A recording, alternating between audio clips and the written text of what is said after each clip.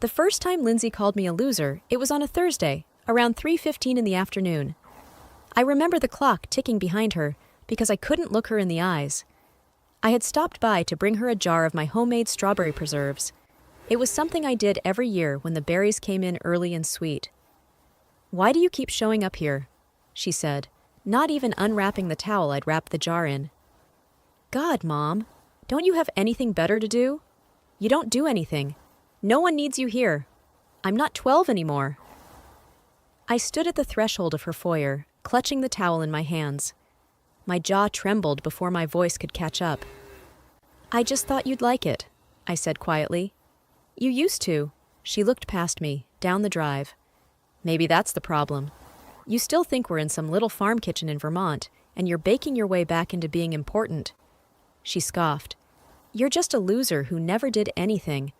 Dad practically carried you through life. You didn't even work." She didn't raise her voice. She didn't flinch. She meant it. And when she said it, I swear I saw something behind her eyes. Not just frustration. Not even anger. It was cold. Dismissal. I turned without a word and walked back to my car. That was in June. Now it's October. And today, Lindsay called me again. She didn't apologize. She didn't ask how I was. She just said, "I need you to come. Today. Right away. Please." Her voice was quiet, almost unrecognizable. I hadn't heard it that small since she was 7 and broke her wrist falling off a swing set in the yard behind the old house. I drove the 2 hours in silence. It's been 9 months since we really spoke. I didn't ask for details over the phone. Something in her voice told me this wasn't a moment to negotiate. Lindsay lives in a big colonial house in a neighborhood where everyone mows their lawns on Tuesdays and Christmas lights go up exactly after Thanksgiving. It's a home that always seemed more like a showroom than a sanctuary. Her husband, Dean, makes enough money that Lindsay hasn't worked in years. They have no children, at least not the kind you see in photo frames. When I pulled up, her car was in the driveway, but the house looked empty. Curtains drawn. Porch light off. I knocked. No answer. I remembered she used to keep a spare key in a plastic rock near the back gate. It was still there. I let myself in. The silence inside was sharp. Then I heard it. The faintest movement upstairs. I followed it to the master bedroom. That's where I found her, sitting on the floor, knees to her chest, blanket wrapped tightly around her. The room was dim, and it took me a second to notice the mark under her left eye.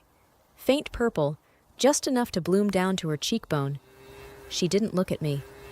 "He thinks I cheated on him," she whispered. But I didn't. I never did. I thought about it once, just once, and he knew. I sat down beside her. She smelled like laundry detergent and old perfume, the kind I gave her at Christmas in 2018. She hadn't thrown it out. "Dean's watching me," she said. "He has cameras in the house. He checks the odometer on my car. He records the calls I make. I can't even breathe right without it setting him off." I didn't speak. Not yet. "I tried to leave once," she said. "But he said he'd ruin me. Legally, financially. He told me he'd tell the neighbors I was unstable, that I drank, that I lost control. He'd find a way to make me the threat." Finally, she looked at me. Her eyes were rimmed red. "You were right," she said. "About him, about me, about everything. But I'm scared now. I don't know what to do." And then, very softly, "Please, Mom, please don't walk away this time." I stayed with her for a long time on that floor. The room hushed, except for the ticking of the bedroom clock. She held the blanket tighter around herself, as if the layers of wool might shield her from Dean's shadow. I hadn't seen her this small since she was a child, curled up in the laundry basket during thunderstorms. "I can't tell you everything yet," she whispered, her eyes darting to the corners of the room. "He listens sometimes. I don't know where all the mics are." Mix, not just cameras. "Lindsay," I asked softly, "has he hurt you before?" She didn't answer immediately. Her jaw clenched, and she looked down at the bruise. This was the first time he hit me hard enough to leave something. She reached up and traced it absently. He used to just grab my wrist, push past me, slam doors, say things. But that night, it was different. "What happened that night?" She swallowed hard. He came home early. I was in the den on a video call with someone from an old book club, a man. Nothing happened, but Dean saw it. I swear I didn't even flirt. Her voice cracked. But he lost it, said I'd embarrassed him, that I was disgusting. Who was the man? I asked gently. She hesitated. Colin Hart. He was married to a woman in the group. She died 2 years ago. We messaged now and then. It wasn't anything. I filed the name away, careful not to press. She wasn't ready. He smashed my phone, Lindsay continued. Took it apart right in front of me. I haven't had access to my emails in days. He changed the Wi-Fi password, then left for a business trip. And the letter? She nodded. I handwrote it, dropped it in a public box the morning he left. I figured if you came, maybe I could find a way out. Her eyes begged me for something I wasn't sure I had. Strength, maybe. Or courage. I thought about Arthur. He'd have known what to do. He'd have wrapped her in his arms and found a lawyer by morning. I was never him. But I could be something else. Present. We have to leave, I said finally. Tonight, quietly. She flinched. No.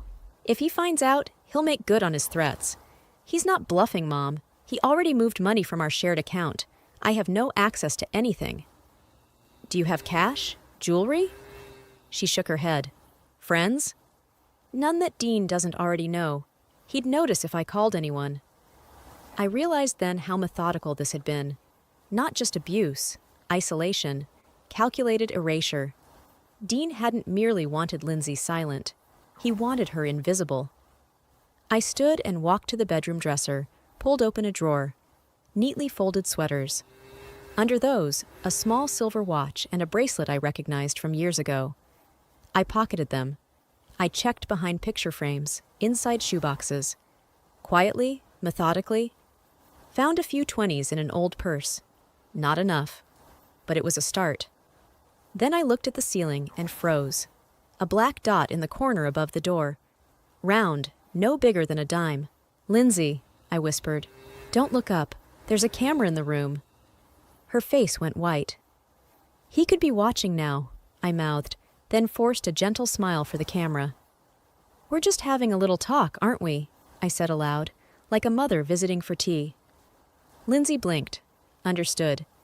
She reached for my hand and squeezed it. We stayed another hour in that room, speaking carefully. When it got dark, I asked to help with dinner.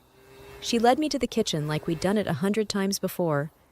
The camera in the corner above the stove watched us both. He'd built a prison for her, room by room. But I wasn't going to let her stay in it. The next morning began like any other. I made toast. Lindsay made coffee. The performance continued. She handed me a grocery list in the kitchen, innocuous enough, but her handwriting, jagged with urgency, curled into the margins. Check for devices, under light fixtures, inside vents. Don't act suspicious. I nodded as though I was debating brands of granola. Then I handed the list back with my own note beneath an item.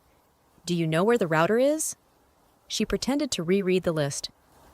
Pantry cabinet, top shelf, she said casually. Dean wasn't watching in real time. Not actively, at least. The evidence was in the routines. The lack of immediate reaction to our whispered strategy, the absence of calls or messages. If he had been monitoring live, he'd have known already. I waited until Lindsay took a shower to move. In the pantry, I climbed onto a stool and found the black router in the back behind canned soup and expired cereal boxes. 2 extra wires extended from it, one into the wall and one feeding a small black device taped to the side. It wasn't standard. I took a quick photo of it with my phone and sent it to an old friend of Arthur's, Ray Milton, a retired telecom technician now living in Tampa. He owed me a favor from long ago. That's a remote server port, probably routing footage or logs to an off-site server. If it's got cellular backup, cutting power won't stop it. You'd need to physically destroy or disable it. I slipped the router back in place and returned to the living room. That evening, while Lindsay folded laundry, I searched the rest of the house carefully. In the hallway light fixture, I found a tiny black lens, another behind the decorative vent in the bathroom, one more hidden in the smoke detector above the entryway, 5 total, bedroom, kitchen, hall, living room, bathroom, each carefully placed to monitor routine, not intimacy. This wasn't about sex or jealousy. It was about dominion. Lindsay wasn't a wife to Dean. She was a subject, a possession. That night, after pretending to sleep, I quietly opened Lindsay's closet and dug into a box marked warranties and paperwork. Dean's name was on every account. He was the primary holder on the mortgage, the bank accounts, even the utility bills. Lindsay's name was present, but always secondary, a dependent. One folder held legal paperwork from 2019. I skimmed quickly. Power of attorney, signed during a health scare Dean had. Lindsay had been named in appearance only. Any authority he gave her was revocable. In another folder, a prenuptial agreement. I expected it. What I didn't expect was a second document, dated later, some kind of revocation of marital rights if Lindsay were found to have committed infidelity. It gave Dean authority to freeze joint accounts immediately. My heart sank. It wasn't just manipulation. It was legal groundwork. "Mom." Her whisper came from the doorway. "You're not sleeping?"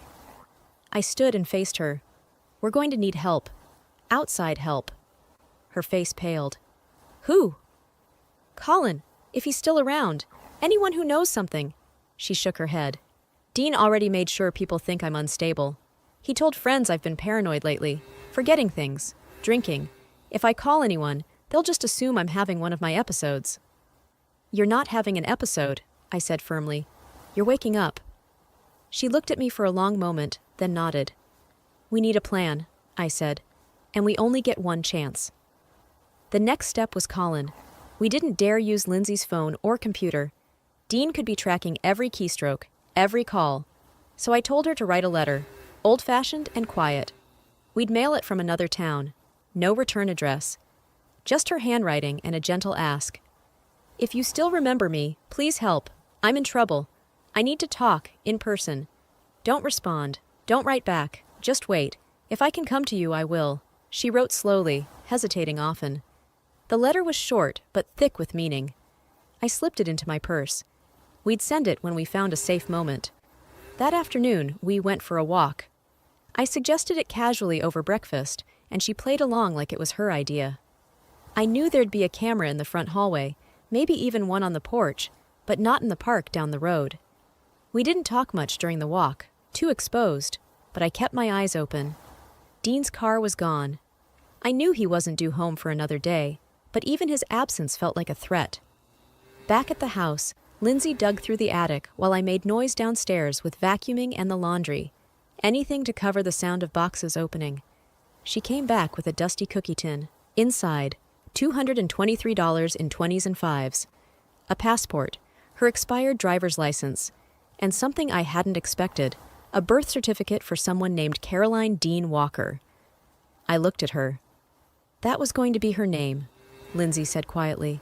"Before I lost her, she would have been 6 this year." My breath caught. I hadn't known.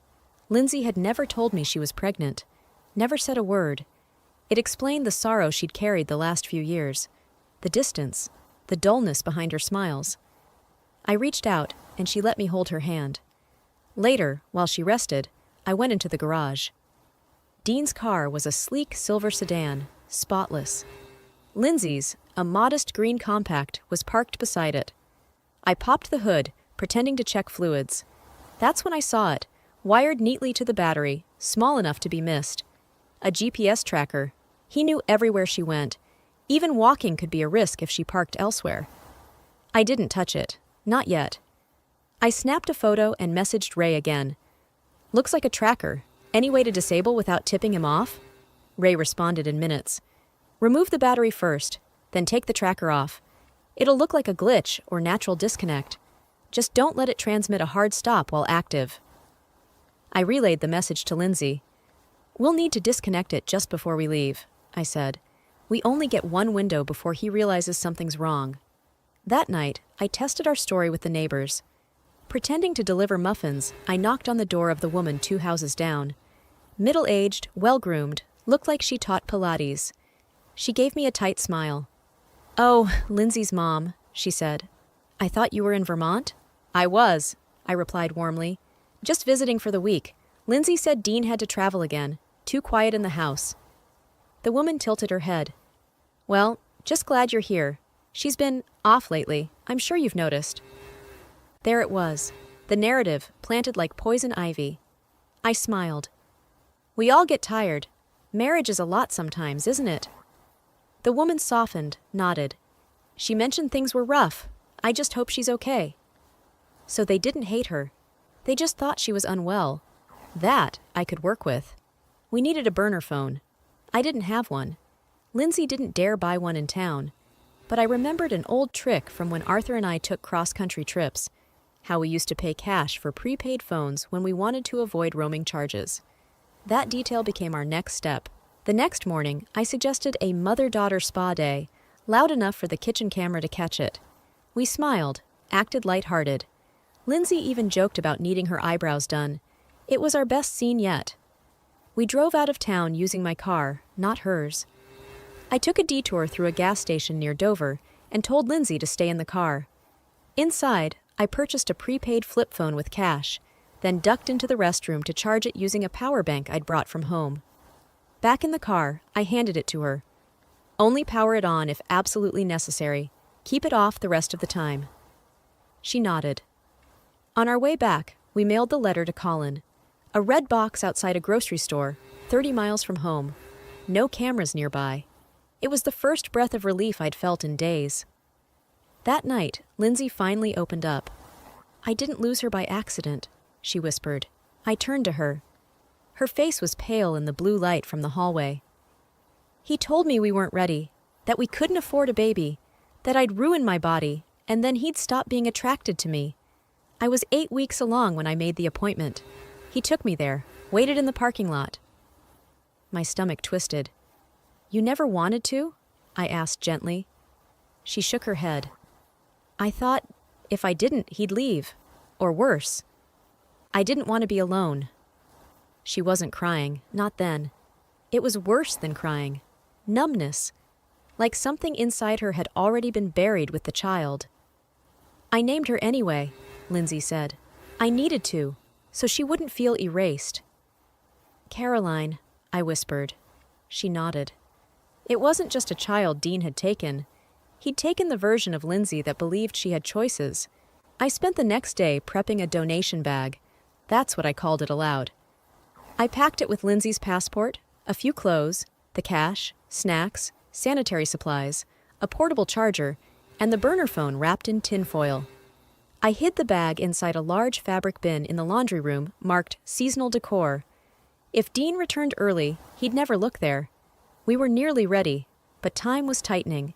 That evening, Lindsay received a text on the home landline. Dean's number flashed on the caller ID. Back tomorrow instead of Thursday. Miss you. Hope your mom's visit ends soon. He was coming early. Lindsay showed me the message, her hands trembling. That's a warning, she said. He knows something. No, I said slowly. He suspects. That's different. Still, we had to act fast. We didn't have time to wait for Colin to respond, or for the next perfect moment. We had one night left, and a dozen choices to make by dawn. We didn't sleep that night.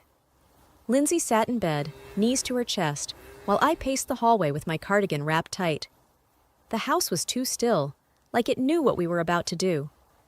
At 3:10 a.m., we moved. I started with the garage.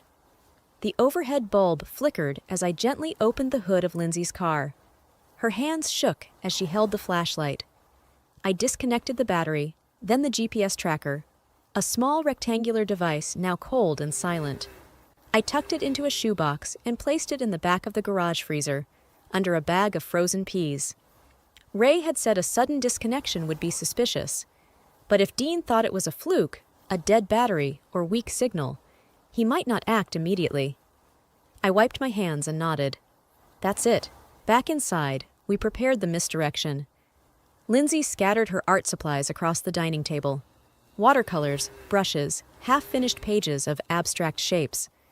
I wrote a note on her stationery and taped it to the fridge, taking a few days to clear my head. Don't call, don't look. I'll reach out when I'm ready. Beside it, We left an open bottle of wine and an empty glass, just enough to hint she might have been spiraling. We knew Dean would fill in the rest. He wanted to see her as unstable. This would confirm it. By 4:20 a.m., her donation bag was zipped inside a pillowcase. Lindsay changed into jeans and a dark hoodie, hair pulled into a braid. She didn't look like the woman I'd found curled on her bedroom floor days ago. She looked like someone holding her breath before a long swim. We slipped out the back. We didn't use Lindsay's car. It would draw too much attention if seen outside town. Instead, I had arranged for a car rental in my name, paid in cash, waiting in the lot behind a 24-hour pharmacy 10 miles away. I'd told them I was an author researching small-town life. The clerk hadn't asked questions. By 5:05, we were on the highway, heading north. I kept checking the rearview mirror. Every car felt like a tale. Every headlight like Dean's rage barreling toward us. Lindsay stared out the window, silent. Just past Concord, I asked, "Where do you want to go?" She paused. "Maine, the coast, anywhere with salt in the air." We stopped at a rest area at sunrise. She powered on the burner phone. No messages, no missed calls, just a quiet hum. "I think he still believes I'm home," she whispered. I nodded. "Let's keep it that way." At a diner outside Camden, we used coins for a payphone. Lindsay dialed a number from memory, Colin's landline. She let it ring twice, then hung up. A signal. One they'd agreed on long ago, back when she still believed she had friendships she could trust. We waited. At 3:17 p.m., the burner phone buzzed. A message appeared on screen. Parking lot. 6 p.m. No questions. Just get in. She didn't smile. She just closed her eyes and whispered, "He's still there." Colin pulled into the parking lot just after 6 p.m., driving an old Navy Ford with a slight scrape on the bumper. He parked 3 rows away, left the engine running for a moment, then shut it off and got out slowly. He looked older, gray at the temples, slimmer than I remembered from the few photos I'd seen years ago. He didn't approach right away, just stood there with his hands in his jacket pockets, studying Lindsay like she might vanish if he blinked. She stepped out of the car. They didn't hug. They didn't need to. He nodded once. She walked toward him, and the silence between them said everything. I stayed behind in the car, watching them from a distance, letting her choose. After a minute, Colin motioned toward the Ford. She looked back at me. I gave her a small nod. 15 minutes later, we were sitting at Colin's small cottage near the inlet. It was modest, but private. The kind of place where the wind made more noise than the neighbors. He made tea and offered soup. Lindsay barely touched hers. Colin spoke gently. "He's looking for you. I heard from an old mutual friend who works at the town clerk's office. Dean called in asking about a forwarding address. Something about needing to get in touch about financial paperwork." Lindsay flinched. "But," Colin added, "he hasn't called the police. Not yet. Which tells me he doesn't want them digging around too much either." We all sat with that thought. Margaret took out a notebook she'd been carrying since the drive started. She opened it to a page titled Next Steps. "I have pictures," I said, "of the GPS tracker, of the cameras in the house, of the wiring in the router. I also have notes about what Lindsay told me, including the prenuptial clause and the banking setup." Colin leaned forward. "It might be enough to start a report, but you need someone who knows how to package this for a court or for protection orders." "Someone discreet," I said. "Lindsay's not ready to go public." Colin nodded. "I know someone. She used to work in family law, retired now, but sharp. I'll call her tomorrow morning." Later that night, Lindsay sat out on the small porch swing wrapped in a blanket. I joined her. "He's going to punish me," she said. "Not if we stay ahead of him," I replied. She looked down. "I feel like I abandoned everything." "You didn't abandon anything," I said. "You escaped." She turned to me then, voice small. "Do you believe in redemption?" I didn't answer right away. I looked out at the dark water, the way it shimmered like glass under the moonlight. "I believe in starting again," I said. "And I believe you've earned that." She reached for my hand. I held it. Inside, my phone buzzed, a message from Ray. "Got a contact at a domestic violence network. Anonymous intake possible. You want it? Yes. Yes, we did. Colin's contact turned out to be sharper than I expected. Her name was Nora Elliott. Early 70s, small-boned and direct, with a voice that could cut through fog. She arrived 2 mornings later, dressed in hiking boots and a wool sweater, carrying a worn leather briefcase and a manila envelope. She listened without interruption as Lindsay explained, haltingly, everything, from the cameras to the financial control to the staged disappearance. When it was over, Nora sat back and asked one question. Do you want to fight or vanish? Lindsay blinked. What do you mean? You've already escaped. That's something most women in your position don't manage. But now you have 2 paths. Fight him in court, prove he's dangerous, tear down the legal web he built around you, or disappear and start again under the radar. I have no money, Lindsay said quietly. He controlled everything. Nora nodded. We'll work on that. But this is about more than money. It's about your name. Do you want to reclaim it or bury it? Lindsay glanced at me. I don't know yet. That answer would have to do. Nora reviewed the photos, then examined the documents I'd brought. This prenuptial clause, it's cleverly written, but exploitable. Emotional coercion invalidates consent in some jurisdictions. The surveillance, if proven, could support a restraining order, but we'd need corroborating voices. Neighbors, witnesses, preferably someone who can testify to his behavior. We've been careful, I said. There's no direct proof yet, only what we've documented ourselves. I've seen cases won with less, she said, but it takes stamina. If we go forward, he'll retaliate, legally and maybe worse. Colin offered to call in a favor, a woman he knew who worked at a transitional shelter on the edge of Portland. Lindsay could register under a pseudonym for short-term protection while we worked through next steps. That afternoon, while Nora drew up a safety affidavit, I stepped outside to take a call from Ray's domestic violence contact. Her name was Elise, calm, steady, the kind of woman who could lead someone out of a burning building with just her voice. She offered an intake, completely confidential. We've seen men like this before, Elise said. Charismatic, successful, respectable in public, but they build prisons behind closed doors. I looked through the window at Lindsay, who sat with a mug of tea in both hands like it was anchoring her. She's not ready to file anything, I told Elise, but she needs someone who understands. She already has someone, Elise said. You, and now us too. That night, Lindsay finally cried. The kind of cry that leaves your bones hollow. And I held her like I should have the day she called me a loser, when I should have seen that pain came long before the words. It took 3 days for Lindsay to decide. On the 4th morning, she came into the kitchen, hair damp from a shower, wearing jeans and a plain sweater. She looked like herself again, or at least a version of herself I hadn't seen in years. She set down a mug and said, I want to fight. My heart swelled and broke at the same time.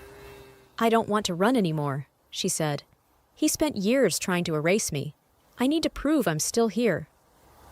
Nora arrived that afternoon with a thick binder and a portable scanner.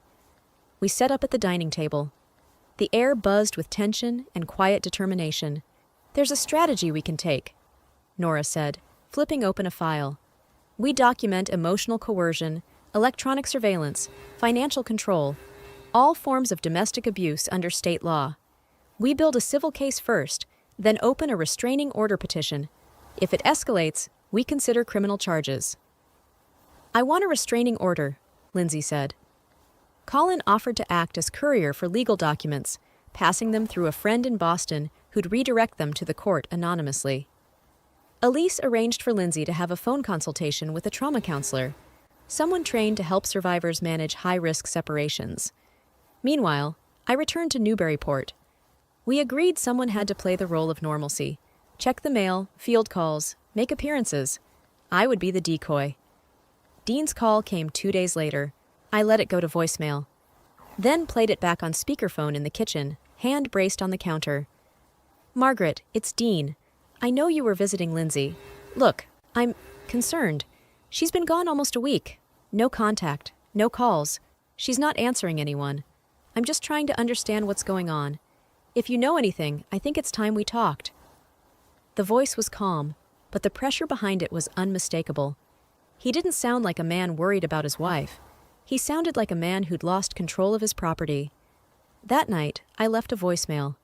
"Dean, I haven't heard from her either. She left the house before I did. Maybe she needed time."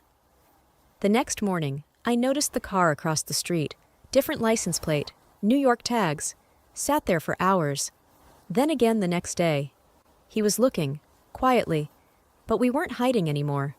At the cottage, Lindsay worked with Nora to file for an emergency protective order. Colin drove the paperwork across state lines. Elise checked in with me by phone and confirmed she'd secured Lindsay a temporary shelter with no digital footprint. But Lindsay declined, for now. "Not until I know if I'm safe here," she said, "and not until I face him." Dean would know, eventually. The restraining order would arrive at his front door with his name in bold letters. But this time, it would be her voice behind it, and mine standing right beside her. Dean received the restraining order on a Thursday morning. We knew because Nora's friend at the courthouse sent word the moment it was signed for. No response came for hours, just silence, an awful, tight-lipped silence. Then, at 4:12 p.m., my phone rang. I didn't answer. It went to voicemail. "Margaret, this is ridiculous. I don't know what Lindsay's told you or what kind of fantasy she's cooked up, but I won't stand for it. I've been patient. I've tried to be decent. I'm giving her a chance to fix this quietly, before it gets ugly." I saved the message, then forwarded it to Nora. We waited again. On Sunday, Dean filed a countermotion, a thick packet of manufactured accusations, emotional instability, substance abuse, financial misconduct, all aimed at discrediting Lindsay. He'd included screenshots of manipulated text logs, a photo of a bottle of wine on the counter, the one we'd left as a decoy, and vague claims from unnamed friends who said Lindsay had episodes. But we were ready. Nora filed a formal rebuttal. She attached our surveillance evidence, a sworn statement from Elise, and the testimony of a neighbor who, despite Dean's gossip, came forward. It turns out the Pilates instructor across the street had once seen Dean grab Lindsay's arm in the driveway and shout something that made her lock her door in fear. "I didn't want to get involved," she wrote in her affidavit, "but I couldn't live with myself if something worse happened." Lindsay read that affidavit 3 times, holding it like a lifeline. The court granted a temporary injunction while the investigation proceeded. It wasn't over, but it was a start. Lindsay decided to speak at the hearing, not just through lawyers, but directly. She stood in a small courthouse room in Portland, her voice trembling only once. She read from notes, pausing often, describing years of quiet control, lost choices, and the deep, aching silence she'd lived in. Dean didn't show. His attorney read a statement, clinical, dismissive. But when the judge asked why Dean had not yet filed a formal complaint with police about Lindsay's disappearance, the lawyer hesitated. That hesitation said enough. The court granted a 6-month restraining order, reviewable for extension. With it came access to emergency aid funds, housing support, and a temporary freeze on Dean's ability to alter joint financial holdings. Lindsay cried in the parking lot, not because she was afraid, but because she had won something, not everything, but enough to stand up. 2 months later, she rented a 1-bedroom apartment in Bath, using her own name. She's learning to cook again, teaching watercolor at a community center. She has a lock on her door that she turns herself. She keeps the burner phone in a drawer, powered off, just in case. I visit every other weekend. Sometimes we say a lot. Sometimes we just walk by the sea in silence.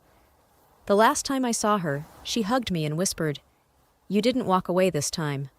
And I held her and said, "No, sweetheart, you called me a loser, but I'd rather be a loser beside you than someone who wins alone."